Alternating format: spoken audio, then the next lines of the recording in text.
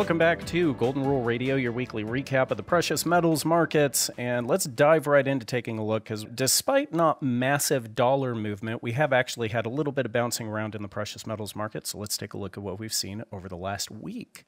Gold down week to week since our recording last Wednesday. Gold down about $20, a little less than 1%, but it is parked just under 2,500 at the moment. And the gold chart has been a beauty. So we're going to dig a little deeper into the gold chart this week. We've been a little political, but it's time to dig back into the charts here in a moment. So before we do that, moving over to the rest of the metals, silver down about $1.25, give or take. Since our last recording last week, that's a little over 4%. Big move down in silver as gold continues to hold strong around 2,500. Silver just really fist fighting with $30. So we'll take a look at the silver chart here as well. Platinum down $32, about 3.5%, continuing the white metal trend. And then palladium about dead even week to week. Looking over at the S&P, the S&P is down about 90 and failing to show above some previous highs. So while not showing weakness, it is taking a little bit of a break. And the dollar, despite a pretty downturn over the last couple of weeks, did show a slight bounce here over the last week. That's what we've seen over the last week, but it's hard to take that tight of a snapshot. So Tori, why don't you tell us what's happened over the last month and year to date in some of these metals? Yeah, I'll transition into that. And before I do, that dollar action, with it being up a little bit in a minor rally mode, that does coincide with that downturn in the last week of gold. So their inverse relationship continues. But looking at the August numbers, gold was up 3.4% in August, but it was up 21% year to date at the close of August and up 30% year over year. So over the 12 months, very strong. But did you know that silver is also in that same period of time, year to date, up 21% and up 30% year over year in the 12 months. So great numbers, both of them far outperforming the major indices. But silver was only up 0.7% in August. So we're recording on September 4th. We're just starting September here. So these are just the closing numbers for the month. Platinum down 4.5% in August, and it's down 6.5% year to date. Palladium up 3.8% in August. It kind of narrowed the gap and passed platinum by, but it's still down 12% year to date. So there's your month end and sort of catch up for where we stand through the month of August on all four of the metals. Miles, let's dig into this gold chart. It is a thing of beauty. Yeah, I'm really enjoying the gold chart this summer. Gold's been building this rising higher high for a while, and we kind of all know what's been going on in the gold chart. And I feel like with so much going on politically, economically, geopolitically this summer, that we've definitely gotten a little bit sidetracked in our conversations because we're all trying to pull the crystal ball out and try to figure out where we think things might be going.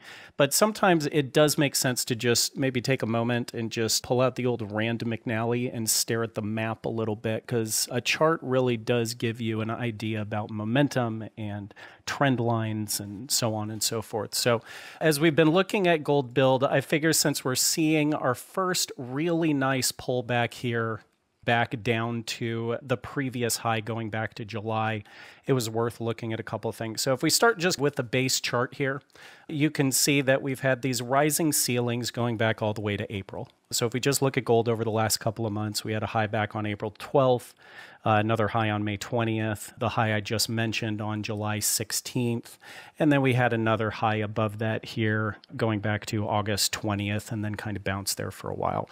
Now, the reason this one is so significant is you can draw your upper trend line bound there, and those first three highs all kind of made a really nice picture.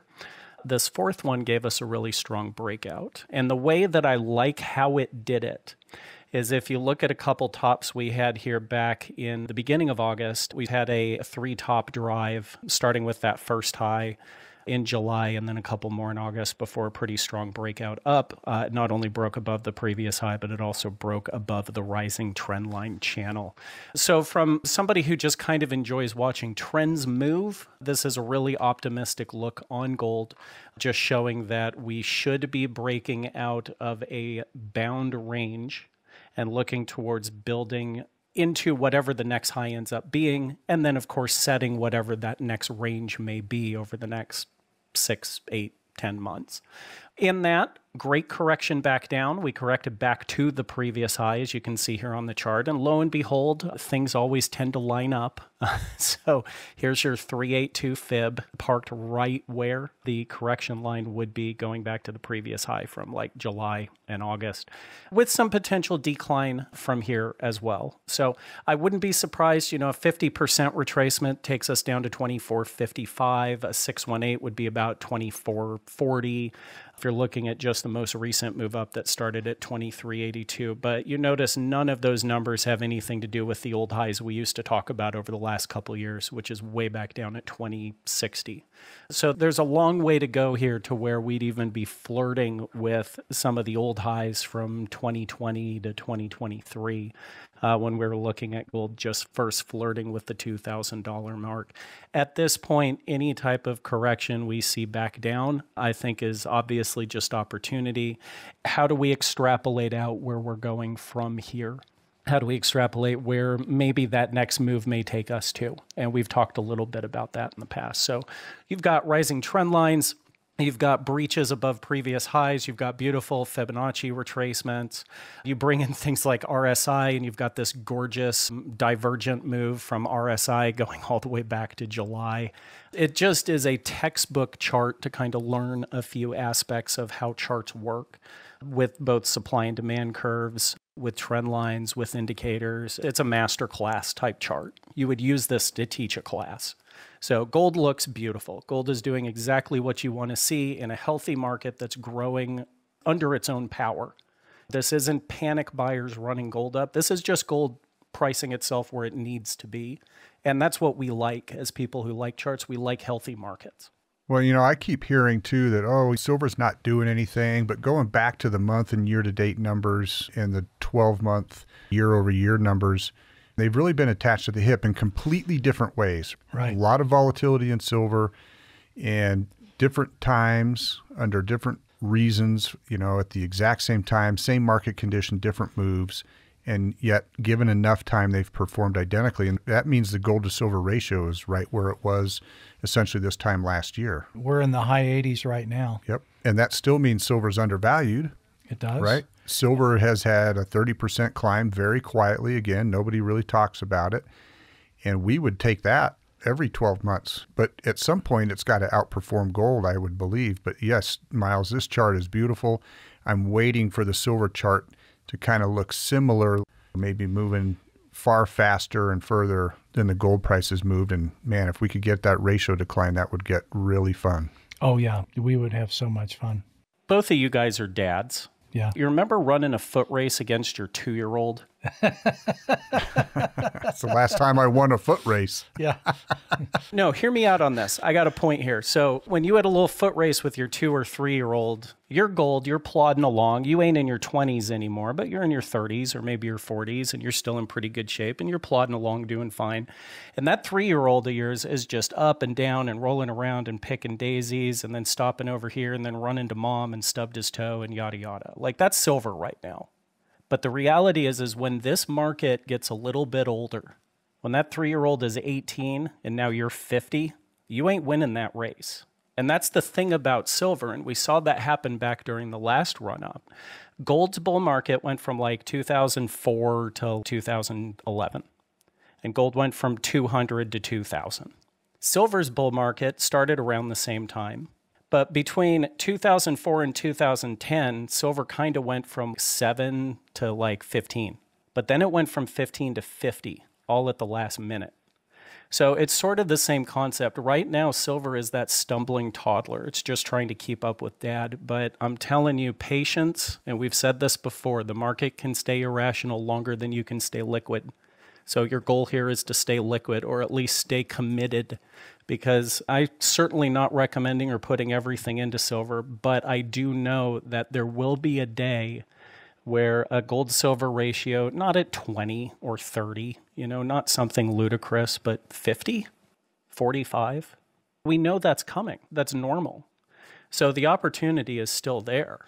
But what I hear you saying is that's coming in 15 years. That's what you're saying? 15, it's like that's what dog it feels years. like. Yeah. Market years are dog years. Well, it's already been like 12 years, so that just means there's only a couple left. Okay. Market years are dog years. It's not that bad. There you go. But Rob, you and I were talking earlier. Don't put everything on silver. No, by all means. Have a rational allocation. You know, I tend to be 1/3, 2/3, 1/3 silver, 2/3 gold. When the ratio's high. Yeah. Yeah. And you can up that to 50-50, but really gold is your long-term steady Eddie. I hear chatter on the internet, silver's going to go to 200, and I laugh and say, well, let's just get above 30 for a change. How about that? You know? And hold. And hold, yeah. But it will move. I continue to search for more information about the new EV batteries that use a kilo of silver per battery. That is going to change the fundamentals for silver. When they go into full production, I mean, it'll cut the EV charging time from hours to minutes. It'll extend the range. It's going to breathe new life into the EV market, which is floundering right now. But we're still at least a year out from production. So keep your eyes on that news. That's going to change things. That's the new Samsung battery you're talking about. Yeah. Yeah, exactly.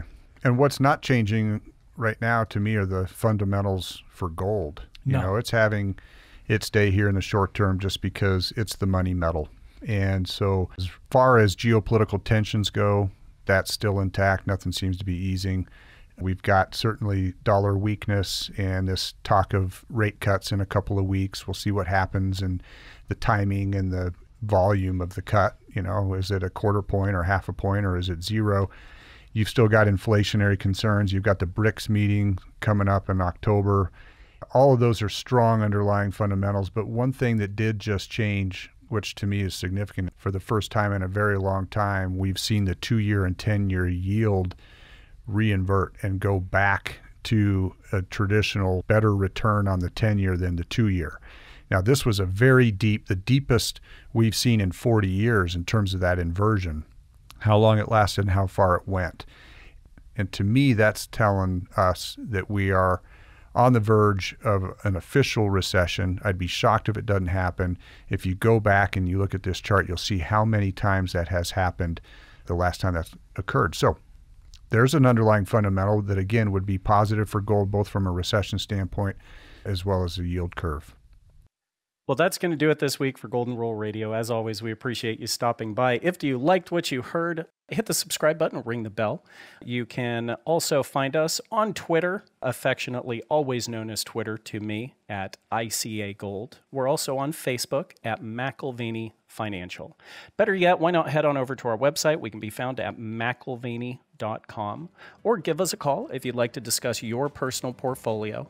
We can be reached at 800-525-9556.